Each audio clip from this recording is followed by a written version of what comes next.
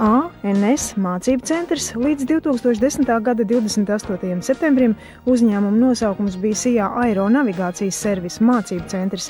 Pastāv jau kopš 1997. gada, un tam ir liela pieredze aviācijas dispečeru, gaisa satiksmes, vadības tehniskā personāla un citu aviācijas nozaru speciālistu apmācībā jomās, kas attiecas uz gaisa satiksmes vadību, aviācijas drošumu, aeronavigācijas sistēmu apkalpošanu un modernajām aviācijas tehnoloģijām, aviācijas angļu valodu, personāla plānošanu un vadību. Viena no galvenajām un vislabāk zināmajām profesijām tie ir tiešām dispečeri.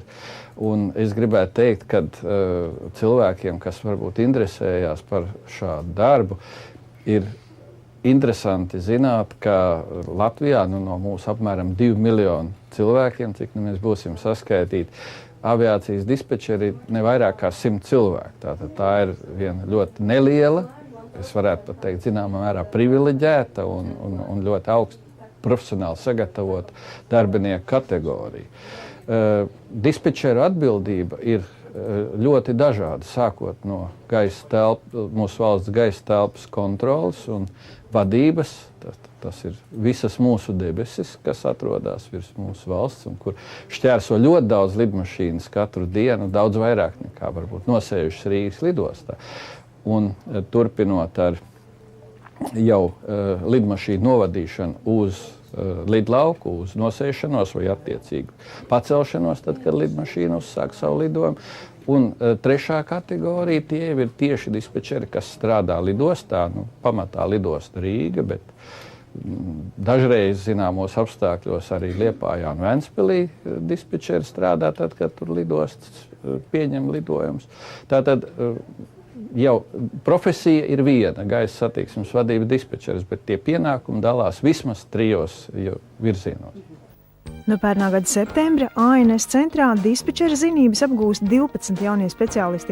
Starp tiem arī Gundars Veģers, kurš savu saistību ar aviāciju sapratis jau bērnībā. Mācījos datorus un izmācījos, sāku strādāt datoru jomā, bet tad brālis, kurš strādā aviācijas jomā, ieteica kaut ko pamēģināt šeit.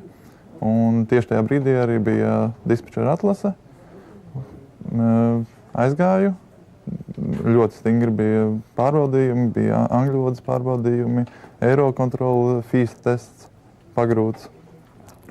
Tad psiholoģiskā pārbaude, medicīnas pārbaude, komisijas pārbaude, angļu valodā viss notikās.